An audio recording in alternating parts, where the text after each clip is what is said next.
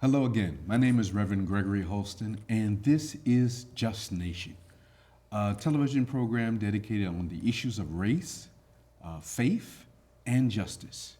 And we're here again this month talking about a deep and important issue that is involving not just in Philadelphia, but across the country. What is the state of the black church? And what is the direction of the black church?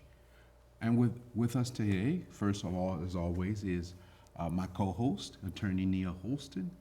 And Nia, would you like to share and start us off? Yeah, I'm really excited for this conversation. As someone who grew up as a PK, a preacher's kid, and has spent so much time, morning service, afternoon service, I'm really excited to just have this conversation because it affects so many different things in so many different areas of what we do, social justice and just who we are as people. Yes. And so I'm really, really excited that we're here today and to talk with our panelists who I know are going to have a really great discussion where we get to the root of some of the challenges and goals that we have for the Black Church. You shared some points there that started to illuminate things for me. I'm curious to hear some of your perspectives after me dragging you from church service to church service Absolutely. for all these years. Oh, yes. So this should be a very interesting conversation today. So we have with us, and to my right, Reverend Victor Jimenez. Would you introduce yourself? I'm Reverend Victor Jimenez. Well, first of all, thank you for having me on the show. I'm serving now for about 10 years at a church called Union Community in Clifton Heights in Delaware County. But I've served in Philadelphia for about 30 years, social services and human services. I worked in Women's Christian Alliance, Bethana, several social service agencies. Working with young people has been actually my life's work. And again, I serve at United Methodist Church for about at least 15 years now, and again, 10 years as a senior pastor. But I would say the greatest joy right now for me is that my daughter is getting ready to graduate. Another PK. From St. Joe's, yeah, absolutely. She's getting ready to graduate St. Joe's University, and I'm excited for her and excited to be on the show. Thank you. Oh, also too, I've been married for 27 years to my wife, and Yvette Jimenez, because I know she's gonna be watching this. Yeah. Is like, I gotta mention her. Your beautiful wife. Yeah, my beautiful, lovely wife. Yep. So glad to have you on the Yes, show. sir. And would you like to introduce yourself as well? Sure. Darren McKinney is my name. I am originally from Memphis, Tennessee. I have been in pastoral leadership about 18 years now. Started at my home church as associate pastor. I was responsible for children, youth outreach. Yes. Then, for whatever reason, my pastor saw something in me, appointed me as the assistant pastor. My first pastoral tenure was in Baltimore.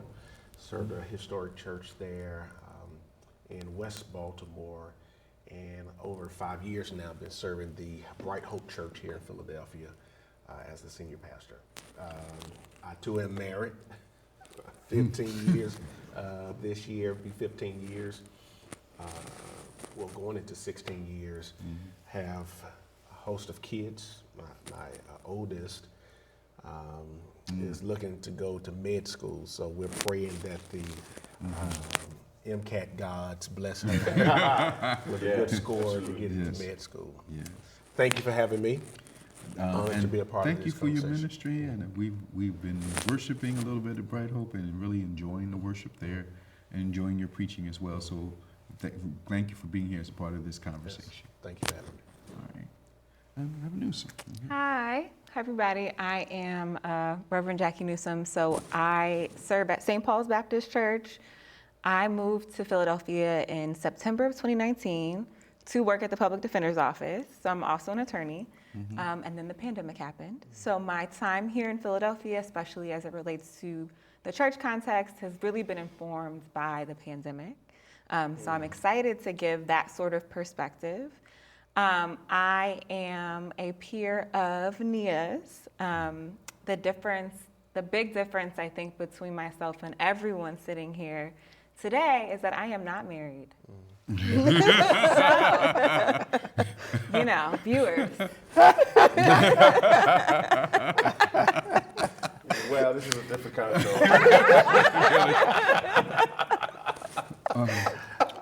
All things are possible through Christ Jesus. So glad you're here. So glad you're here. And Reverend Newsom, you missed one thing on your bio, which is that you served in the Office of Interfaith Affairs, correct? And do I have the title? No, yes. So I currently serve on the Mayor's Commission for Faith-Based and Interfaith Affairs here in Philadelphia. So we are having new leadership, and certainly with the election, we are hoping that our commission remains active, but I do. Thank you. Great.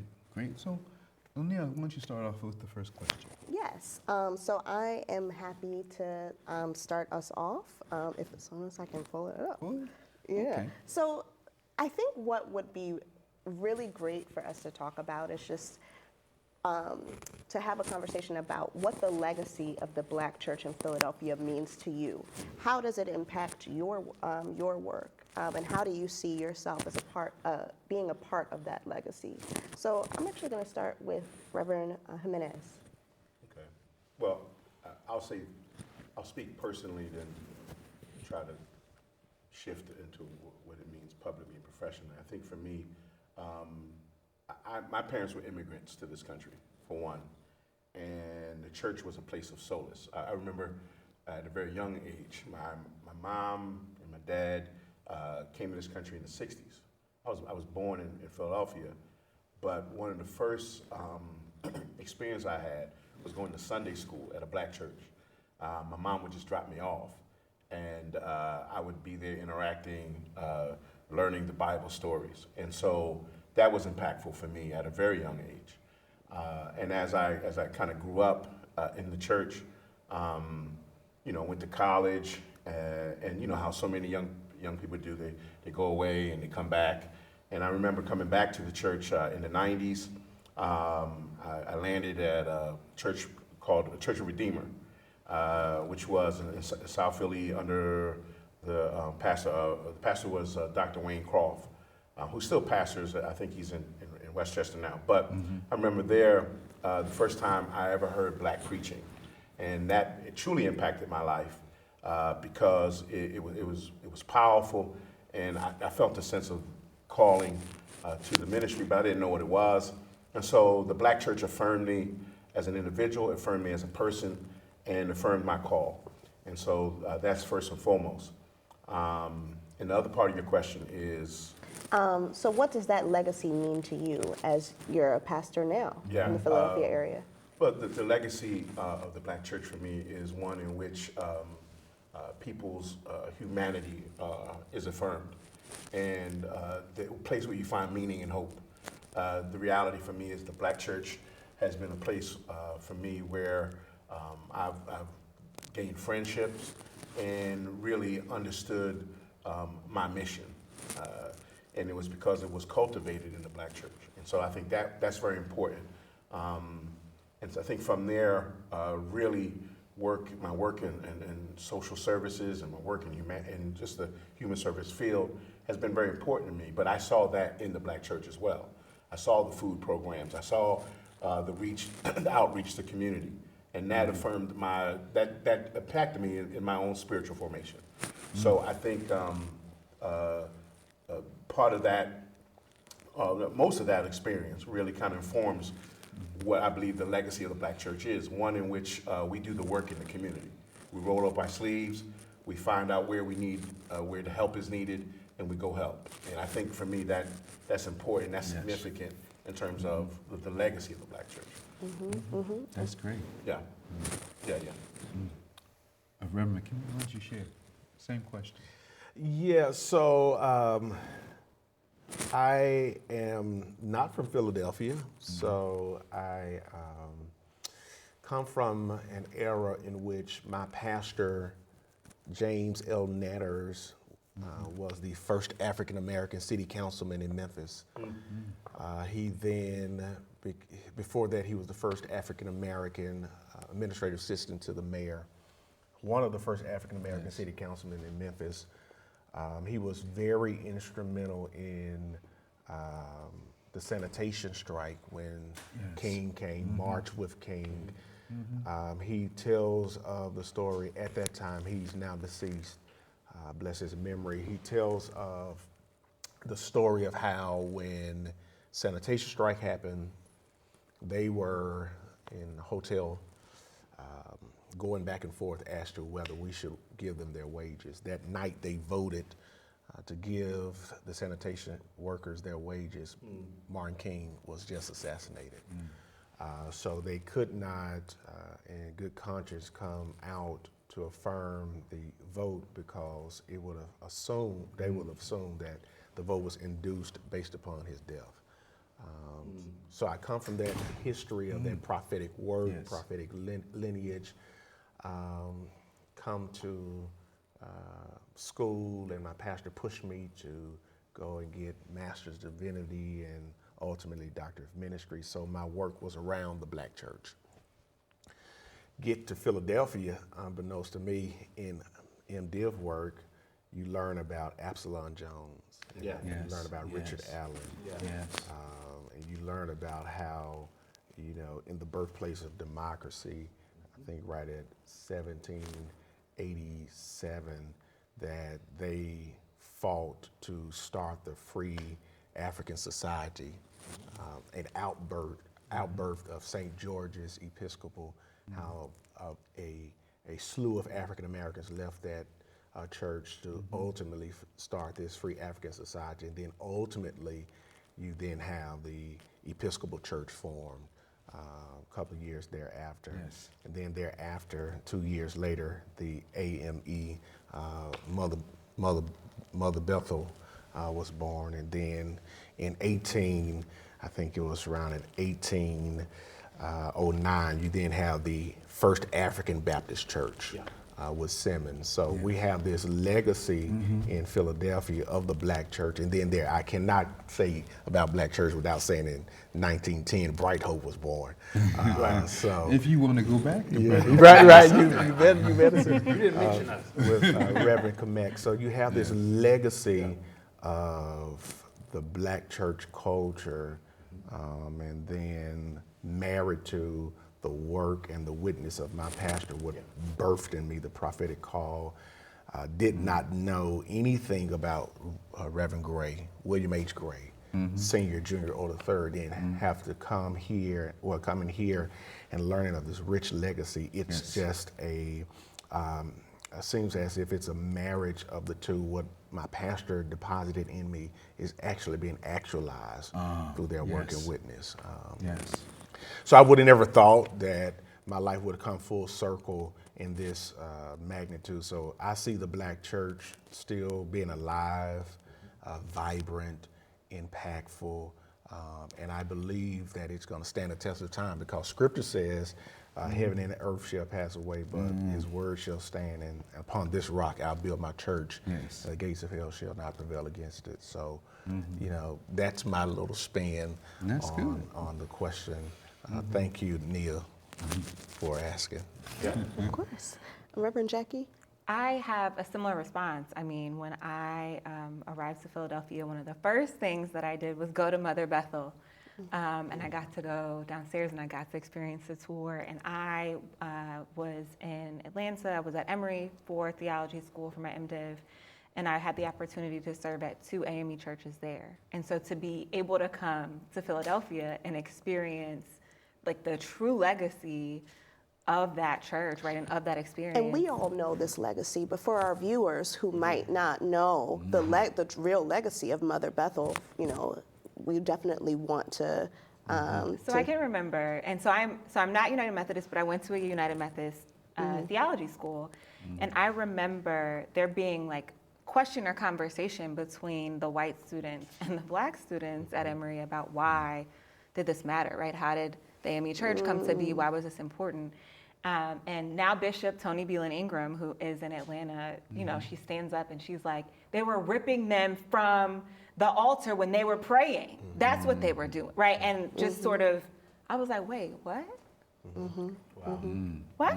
ripping black people from the altar when they were praying in the predominantly white church. And I, at this time, you know, when I learned this information, I had no idea. And I was like, wait, y'all just in here just for real? Like, and we're just okay? Like, what's happening? So to come here and to be at a church that represents, no, we're not going to deal with this. No, we're not going to tolerate this, to me was incredible, right? To have the opportunity to be here. And the Pennsylvania area, right, has such a rich legacy when it comes to freedmen, right? When it comes to liberated persons escaping chattel slavery, that there's so many AME cemeteries, right? There's so many opportunities to learn and grow that I feel like, for me, the Black church is in everything and in everywhere. Yeah. Yes. As a public defender, right, when I learned about the MOVE bombing, right, when everything that happens here, I think there is some connection to the divine and therefore the Black church, or to what I want to call Black faith, right? Even when we look at the Muslim community here in Philadelphia, someone from Chicagoland area that has family in Detroit, right? These are spaces where Black faith, right, matters and has a legacy within the city that you're in. And so that to me it's been a really impactful legacy, because it sort of helps me get in line, right? Certain things are not tolerated here, and I think that is a function of sort of the Black faith legacy in the city. Powerful. Yeah. Powerful. You know, so I've been a United Methodist pastor for over 20 years and pastored 4 different congregations. The historic Janes congregation for 4 years. And now I'm currently not pastoring, but I'm still a United Methodist clergy. But my earliest remembrance of the Black church are my father and my mother and my grandfather and my grandmother going to church and saying, "You going to church, boy." Yeah, yeah. And even though my father and my mother separated and later divorced, when I would visit my father, he would take me to church. When my mom, I'm going to church. With my grandpa, I'm going to church. And so church was always a part of our life. And it was the only institution that was Black owned and Black controlled, where we could be Black people Yeah. unapologetically. And so the joy, when I went to Bright Hope recently and I saw the ushers do the strut. Oh my God. Joy just filled my soul. And I was like, why is that, something, that's not a church thing. That's African. Yeah. That's our legacy. That's why the legacy of liberation and the legacy of the Black church are really one in the same. We get the freedom to be who we are. And I enjoyed the strut. I couldn't strut myself. As my friend Reverend Jimenez knows, rhythm is not something that I'm really good at. But I enjoy other people doing it. And there's something powerful about the colors and the whole worship service, the preaching, the interactive nature of it, the elegance of the songs sung, that is just authentically Black, unapologetically Black, and beautiful. And oftentimes we still don't talk about the Black church as being that kind of beautiful place where all of our beauty can be shown. And this is ours. This is our thing. If you want to come in and see our thing, you come and see our thing. But this is our thing, y'all. And that's the joy, and that's the legacy that I think continues. And I want other young Black people who don't have someone who would take them to church, and they're not of that age. Now they're 20-something, and they didn't grow up with that, to experience this authentic nature of being Black, where we can be ourselves. Yeah. And I'm just been enjoying listening to everyone, share about their life's work. And so it's been great for me being up here and just listening to everyone. I will just share one of the churches you were associate pastor at, Tinley Temple, where I was actually baptized. Yes. And growing up, and for those of you who don't know, Charles Albert Tinley wrote many songs within the Black Gospel Songbook. We'll understand it better by and by being one of them, right? And so growing up in that church, for even though it was a short time, one of the things that Tinley Temple has is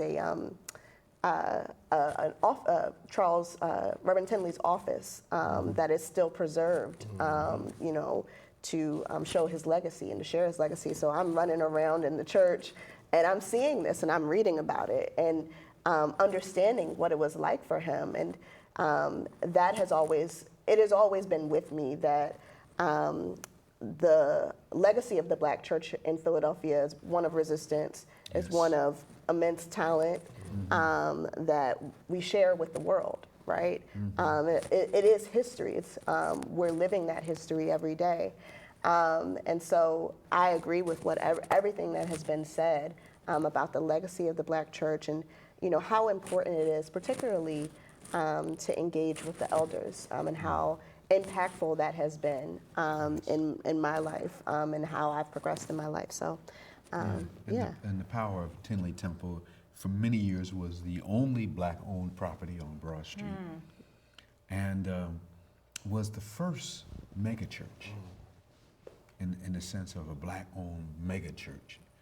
And it was the place when you came from Maryland, and people know the story of Harriet Tubman, being that she was in the peninsula of Maryland, and that's where she was enslaved, and her source of freedom was Philadelphia. That's the place you would go. For many people who are blacks, Black folk in Maryland and Delaware and other places, if you came to Philadelphia looking for a better life, the first place you would go is Tinley Temple. They would tell you, you'll get help there, you'll get support there. And so Black churches were not only places of beauty and spiritual growth and development, it was a place of economic development, a place for people to build their roots and to make new friends and to build new relationships. And that's the preciousness of the Black church. And I think maybe this is a point to kind of to shift a little bit and say, okay, if all this beauty is happening and all of these experiences are what we're experiencing, what are the challenges? Why aren't more people, younger people, experiencing this? Well, Lord. And so I'm kind of shifting. I don't know where. And that's where I think I wanted to go as well. So I'm glad we're shifting there. And this conversation can take many different paths. And it's okay to really share your honest feelings about some of that. So I'm sure our panelists want to dig into that. Yeah, well, Yes, I'll say what are this. the challenges? I'll say that for sure, the history of the Black church has been, it was the institution, the basis in which, political and social struggle was, people fought and organized in terms of a basis. It was a base. It was a place where folks organized and did all of the things that need to be done to deal with some of the issues outside of the church. What I feel like is happening now, that institution, it doesn't have the same umph, it doesn't have the same meaning to folk. And as we've evolved and looked at some of the struggles even today, some people would actually ask, well, how is the Black church interacting with some of the issues of today? And to me there is a disconnect. I've been working with young people for, like I said, 30 years. People don't take their kids to church like they used to. People don't have that same engagement. And churches are struggling to figure out how to do outreach to an ever-changing demographic within their communities. And so you have the economic struggles, and not to even mention the pandemic, like you said, right? That has challenged a lot of churches to figure out how to survive. So while the legacy of the Black church cannot be questioned, the reality of where we live in today is a far cry from where we've come from. And there are some real challenges in terms of how we connect the legacy to where folk are politically and socially And so I'm interested to hear from other people because I know I'm hearing this every day when I talk to young, even my own children. They don't, they were PK kids, but they're like, Dad, I know, but now you're going to preach and that's all well and good. But, the social movements are not even, I don't think necessarily coming out of the church. I don't think Black Lives Matter was a church movement. I don't think Occupy Wall Street was a church movement. So you even see some of the current movements.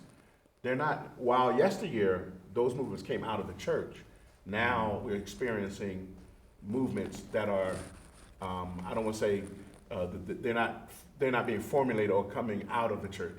And so I'm interested in hear other people because I really feel like there's a big disconnect from the legacy and to where we are now. Yeah, so I hear a lot of things in there. I hear about, what is the identity of the Black church today? What is the credibility of the Black church today? What is the relevancy of the Black church today particularly for young people? And so there's a lot in that. I know you try some creative things in terms of ministry. You want to share a little bit about that? Well, yeah, we decided that in order for us, and this is just me, and this, what I love about the Black church is that it can be creative, right? And so for me, what I've done in my ministry can try to invite younger people who may have never been in a church.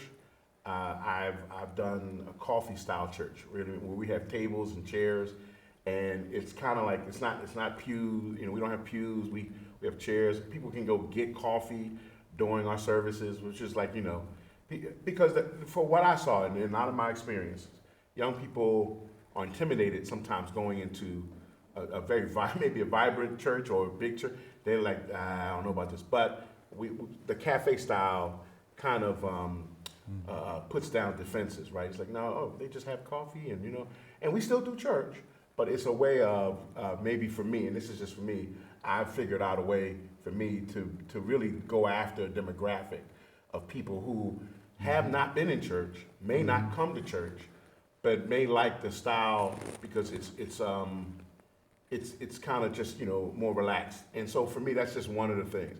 That's not the be all end all, but for me, I think that the church is in a quandary right now, trying to figure out what to do. Outreach. I heard you said you did outreach, and I'm sure from when you did outreach and today, I'm sure it's just Antiquated. yeah, it's just well, that's a good word.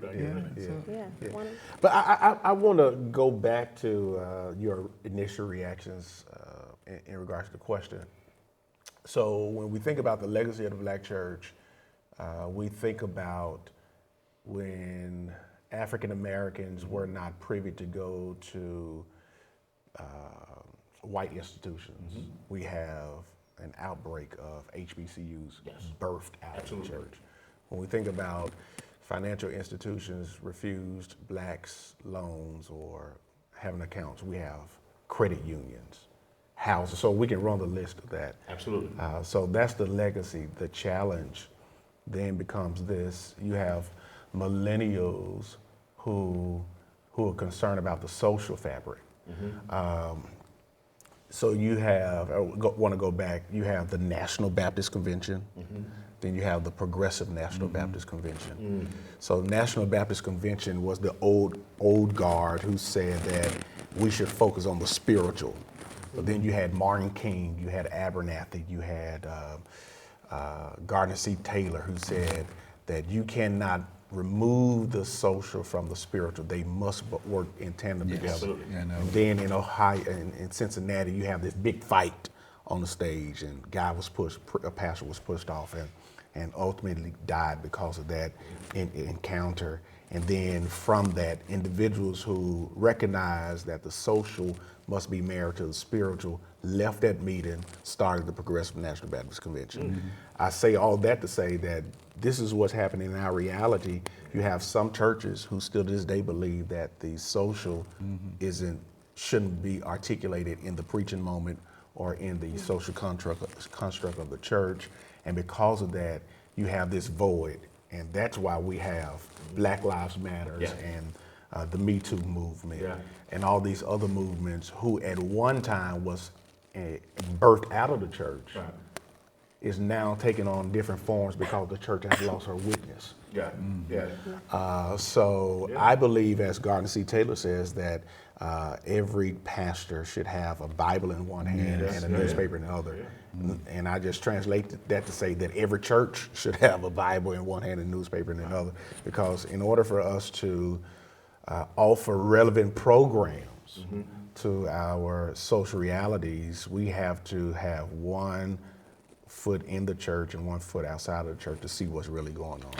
Can I jump in here as a parishioner, someone who has never been in the pulpit? Well, I have. You did let me preach one time as a 17-year-old.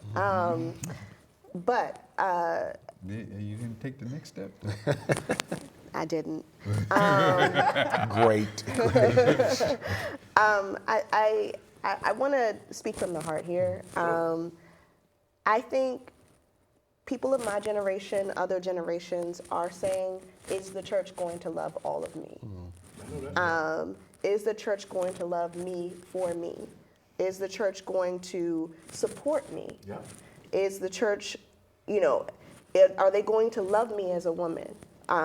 Without my modesty cloth that I might not know about, I might not know that I need. Is the church going to love me as a single mother with multiple kids? Is the church going to love me for me? Is the church going to love me if I am gay? Is the church going to love me if I'm trans? Is the church going to love me?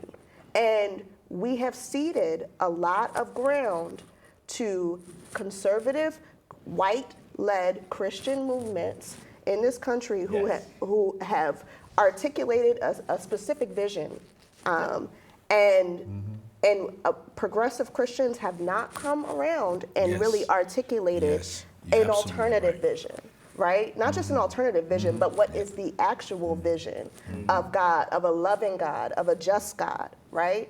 And so people are seeing the conservative Christian ethos, that is being represented by people who do not have a Black Christian's best interest at heart, Nope. and are looking at that and saying, well, that church is not going to love all of me. That church is not going to support me.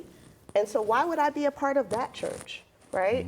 And I'll say it in relation to capitalism as well. Yeah. You see these churches with this inordinate amount of wealth, and you see their parishioners openly struggling. And you know that pastor has made millions and millions and millions and millions of dollars, right? And some of those pastors have been a part of an evangelical Christian movement that has been very successful politically. And so I think that people are seeing that and saying, is the church going to love all of me? Is the church going to support me? And are finding that the question is no.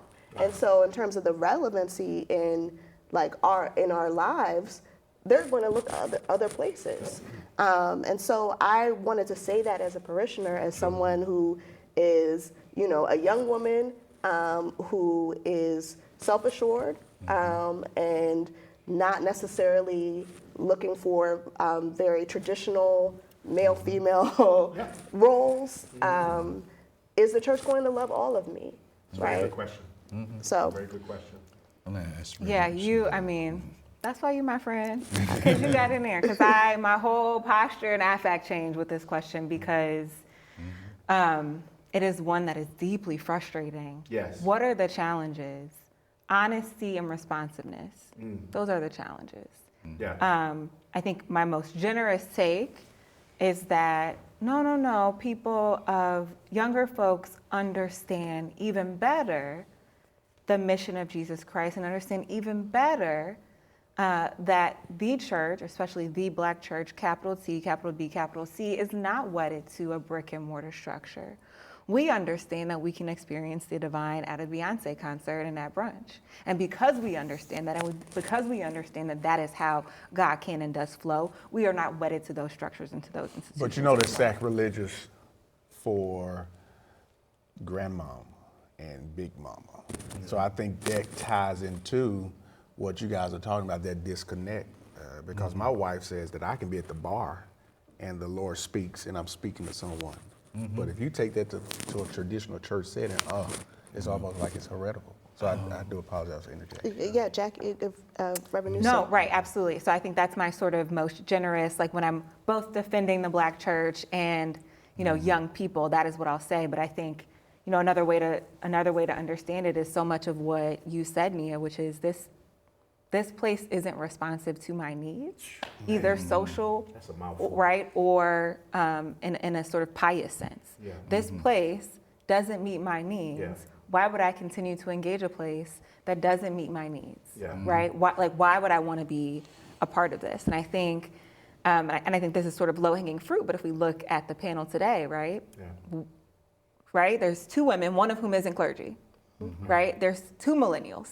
Right? There are no Gen Zers. There's no actual young folk. Right? Like we're now in our 30s. Like we don't count anymore. I know, sad to say. Right? Like they're not here. Who right? the millennials? We are millennials. We're at the end of the You millennial. said there are two. So what are the two? There Oh, there yeah. are two of us. You're also millennial, sir? Thank you. Don't age me. So sorry. Well, there's a range. I'm 22 in spirit. That puts you in Gen Z. I'm right at the coast. I'm right at the All coast. right, all gray right. beard is messing We you up, gonna brother. hold on. We gonna hold. The gray still beard, yet the hold gray on. beard, brother. The we gray- the gray apologize. No, it's okay. It's We okay. gonna hold on. Stop the show. Can we do over? Start again. But so an institution that is not responsive, and Yeah. I find to the point of like perhaps more traditional views, like I find the Black church to be extremely carceral, extremely punitive, and so it's not just will you accept me if I'm queer, right? But yeah, I just did 10. Will you accept me? Who am I? Yeah, I have a rape charge. Will you accept me? How do I belong in this space? How am I understood? Right? When I carry guns and I sling dope, and I'm not going to apologize to you for being a rational actor in a white supremacist capitalist society. Then where am I? And the door of the church is open. Is there one? Is there one? Right, Right. right. And that's the struggle, right? Because as a pastor now, lead pastor for 10 years, who was raised in the Black church, trying to find relevancy yourself as a leader, trying to find where do I fit in terms of how to be relevant. I think Nia, you hit it on the head. Like, will I be accepted? Will I be loved? And for me, my theology has changed. And I'm not going to air it all out on television, but for me, wherever there's struggling people, see, the legacy of the Black church is one where we help lift people out of struggle, no matter what they are in. And if we're not doing that, then there's something wrong. And I don't care if you're gay, trans, because I worked in a homeless shelter for 10 years. And if you ever want your theology to change, work with people who are suffering. Work with people who are just out. And not up and out, I mean just out. And so for me, the question is, can the church regain that? And if we're going to be fair, there are churches doing it, Yes, right? There are churches doing it. But overall, the struggle, we see it, especially after a pandemic. Again, I keep saying that. But especially understanding that we are now being much more aware of how white supremacy, how racism has implicated. And sometimes we've embraced some stuff in our own churches of how we see and view other people outside of the church. And so unless those things can be dealt with, I think we are going to struggle bringing that legacy forward. But that's going to require some shifting of theology and some shifting of how we function in community.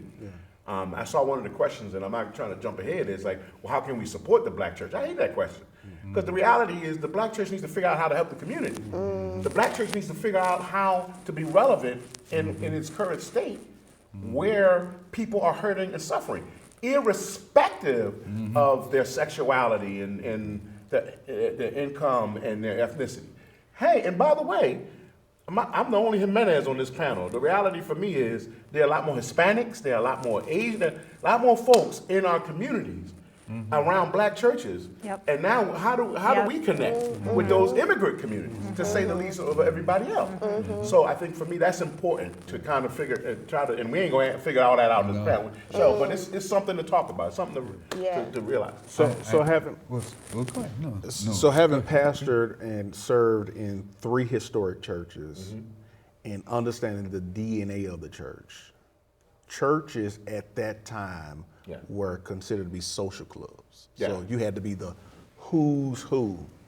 One of my churches, my church in Baltimore, it was on the west side, and that was at that time we had all the educators, all the attorneys, all the doctors. So it was the affluent people. So the shift happened when those careers changed, and then you had that tension. Yeah. How do I navigate with this person and they don't smell like me? So we had that tension, and even at Bright Hope is a heavily influential community people congregants. At one time, we had the who's who of the city. Yeah. So how do you navigate Yeah. the two and marry the two together? So I do know that it's a challenge, and one of my pastoral mentors said that some people just have to die off before the change happens. So part of the challenge is seeing the evolution of the church. And so at one time, Bright Hope was the church of where people who wanted to live transformationally, change, people who were accepting folk who weren't accepted. It was very much like Tinley. Tinley was accepted every poor person that came to this town. Came to Tinley, came to Bright Hope, came to Zion. Yeah. Because they would be accepted there. The measure of the arc of the growth of a church is when people start not accepting. You'll see that is the arc in which that church is going to start to decline. Every church that's been a mega church in this town was that kind of church that accepted everybody and was that place. And when they stop, that's when they start to die. Now, every institution that we're talking about, historically or whatever, finds new generations to come, and they build the kind of church that they think is necessary for the people and the needs of that generation. Yeah. Yeah. They usually expand the understanding of what the theology is much greater than the old landmark churches. And that's the way it's supposed to be. What I'm concerned about is young people not building the kind of church that fits their generation. You know, I don't expect Bright Hope to be different. I don't expect Zion to be different. I don't even expect Enon. Enon has had a generational shift because it was that church in the 90s, and now it's the church of the establishment now. You know, it's hard for a pastor to be on the cutting edge when you're representing the status quo in your church. Yeah. That's just hard. That's hard. But you do want to have the new churches to come in. That's what I'm concerned about. I don't see that new generation. And I'm wondering why, and is it something we're doing wrong? I'm really interested, when I'm listening to you discuss this, one thing that kind of stands out to me is pastoral leadership, right?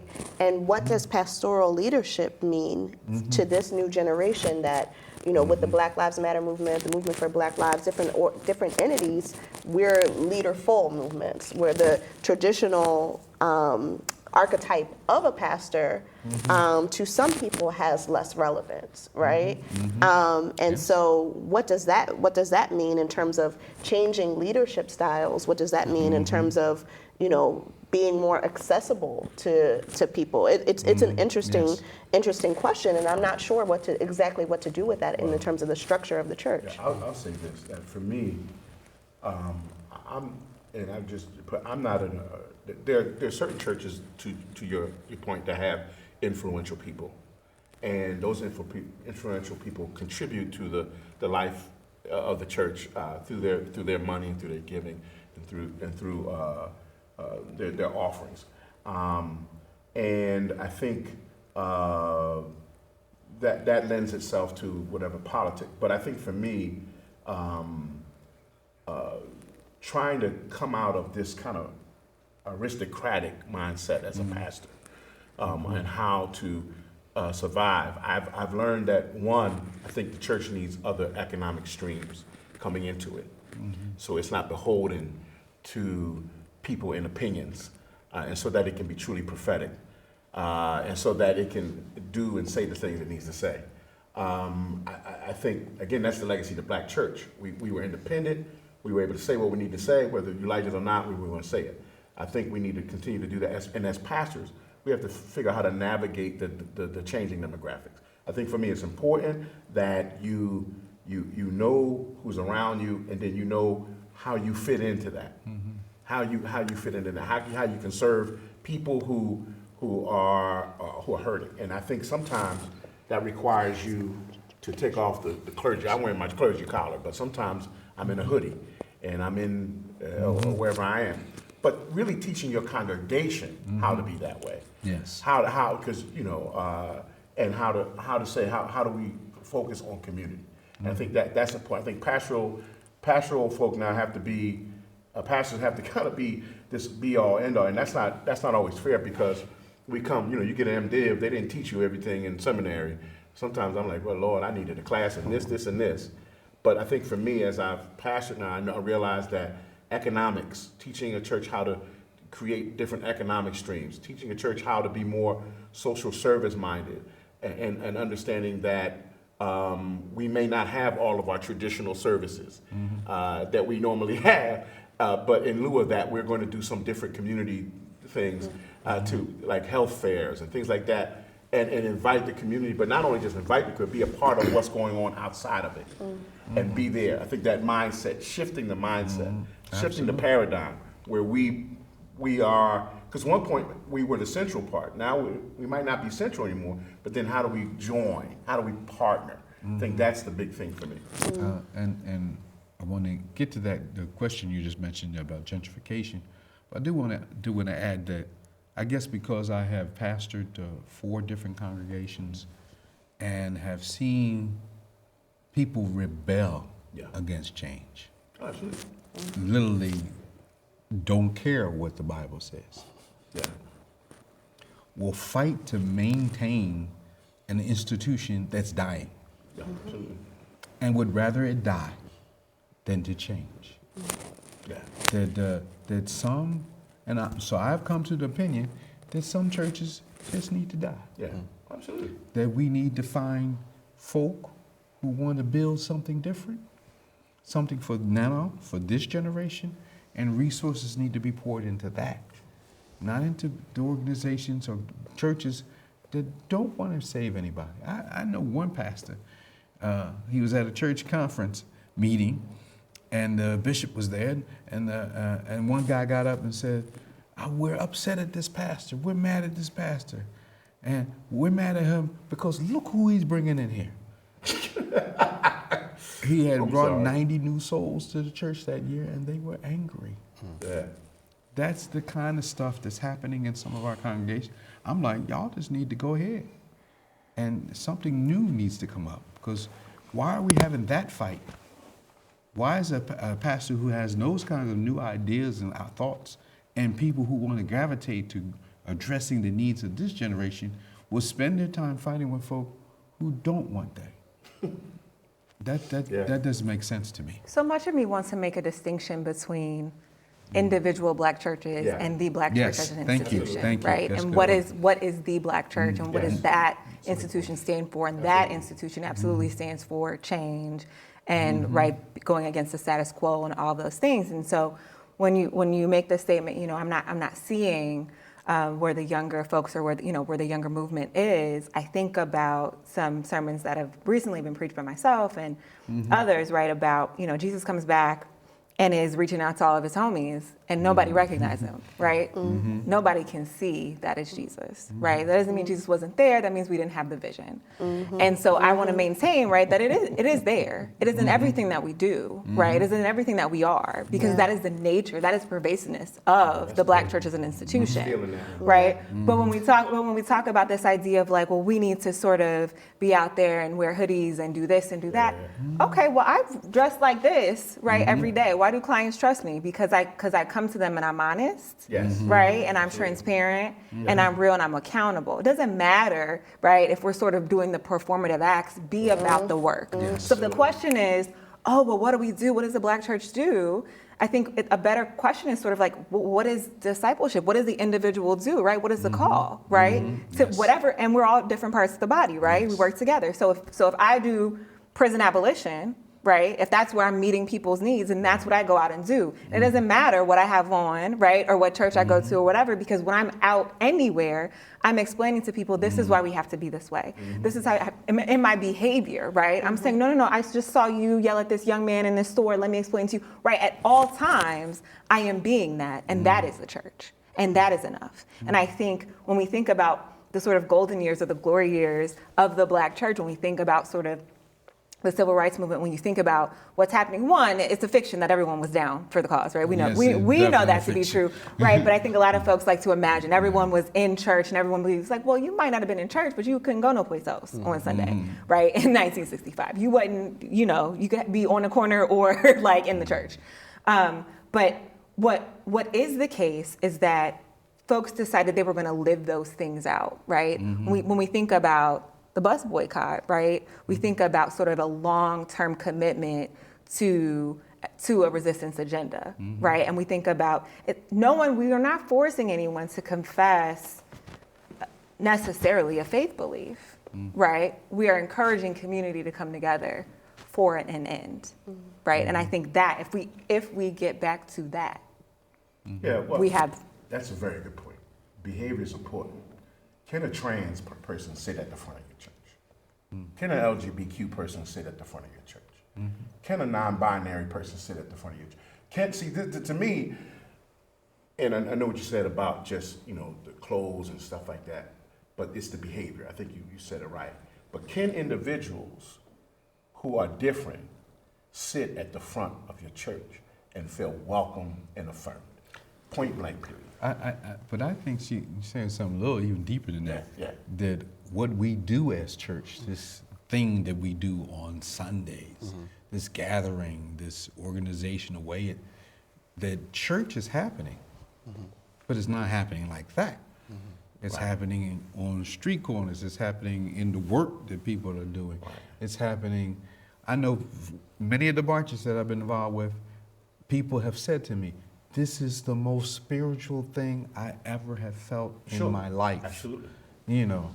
And in fact, I want to go back to the church because of it. And I said, you're already at the church. Yeah, because the church was never about the building. It's always about people. It's always about. It's always been about people. So this whole generational piece may be, they're coming up with a whole different Absolutely. way of doing church that maybe not even have a relationship to this thing we do on Sunday. Yeah, but don't show That's up to what the I heard some of what you're I saying. get that, but don't show up to the protest and they can't show up to your church. All right? I mean, if Yeah, they well, can't show up to it's- your church, they can show up. yeah. Oh, this is nice. I mean, let's be Yes. fair here. Yes. If they can't, you can show up to their protest, but they can't show up to your church. There's a Yeah. disconnect. Yes, Yeah. absolutely. And that's my Yeah. problem. My issue is not, it just, we have to do what we need to do in our proper perspectives. But if we're gonna be real, let's be real. And the thing about it is, that's the difficulty, right? Because to your point, that tradition and some people, they knock up against it. Some of it is because maybe they don't understand, and if we're gonna be fair, some of it is because things are changing so fast. I mean, the pandemic, I had folks who didn't know how to get on Zoom and, what was the mute button? And, it's just so much going on so fast. And part of it is, well, how do we help the church, bring the church into this place where we can effectively help others? I agree, but I want to add another layer to it. I don't think it's necessarily that they're not being invited, but being more so included into the structure of the church in regards with leadership. Oh, absolutely. So, we'll invite, but when we say that, this particular person is qualified to be a leader, well, I don't agree because of these things. Right. And traditionally, we've been biased and partial to persons who are part of our context, who grew up in our context, and we know what their lifestyle choices are. We're okay with that. But if somebody else who the church doesn't know comes in with those same, whatever they perceive those issues may be, that person is stigmatized when that same person who living the same lifestyle can direct the choir or what have you. You have that inconsistency there. So I've seen it happen that individuals have left the church because you can't get married if you are deciding to marry. You're a male and you decide to marry another male. So the reality is this: that if we don't evolve in our theology, that, as Pastor Greg said, our church is going to die on the vine. I think we have a unique opportunity sitting here with the access that we have to talk about specifically queer identity in a very intentional way and to not use euphemisms, right? So to be clear, what we're saying is, if you can be queer, right, you can be a gay man and direct a choir, but what we're saying is the deacons will tell you, you cannot be a gay man and get married to your partner in the church, right? We're not talking about choice, we're not talking about preference, we're talking about who you are, who God created you to be, and we're saying the church is splitting hairs, right? And we are saying that is a large part of the issue that we're having. Yeah. Okay. Yeah. Yeah, Absolutely. absolutely. I think that is a large issue, and evolve. I know that myself, my theology has evolved on the issue as the more I have spoken openly and talked openly with those parts of the queer community, mostly in the social justice work I've done, which, and then you're like, oh, okay, I got you. And so that helped me be more open in the church aspect, the Sunday thing, by working in the justice world with folk, with queer folk. But I will say that I'm kind of going back to that it's really more than that. It's about how this generation does church. For example, the church that I grew up in, that church broke off of Union Baptist Church, and it broke off because the son broke away from the father because the son said, we're going to be in the civil rights movement. And the father said no. And he was assistant under the father. And he said, no, we're going to start our own church. And when he started a church, he built a credit union. He bought homes. And so I'm like, I want to, and I know this generation is doing it because I know churches out there online. There's churches that are just house churches that they put up the screen and they gather at the house. They don't have a church building, and they're all about doing ministry and social justice work. I've seen young pastors move in that direction. I want to see us be able to support the changing ways in which church is going to happen, and allow for this generation to express itself as God works through them in that different way. And I think for those who are a little bit older, we have to be open to how do we support those church movements. I think you need to say that a little louder for those in the back. As we get ready to close up, just comments about what do we need? What do we need to do, or what does the Black church need to do to support this kind of transformation? I'll just go really quickly. In terms of being coordinated with social justice movements, we've talked a lot about what the church is as a body, as a whole. Yeah. Physical buildings, there is an effort of gentrification in this city that is going on, that is affecting not just churches, but Black home ownership and all of that. And so we need to really be addressing that as well. So I'll just... I would say very quickly, I think for me, I've shifted. My viewpoint is there are a lot of organizations already doing the work. And so how can as a church, we be supportive in our space, our time and our effort to support what younger men and women are doing in the community? And that's, to me, that's the shift. How do we go out and support what people are already doing, the justice work that is there, but not happening in church? Yeah.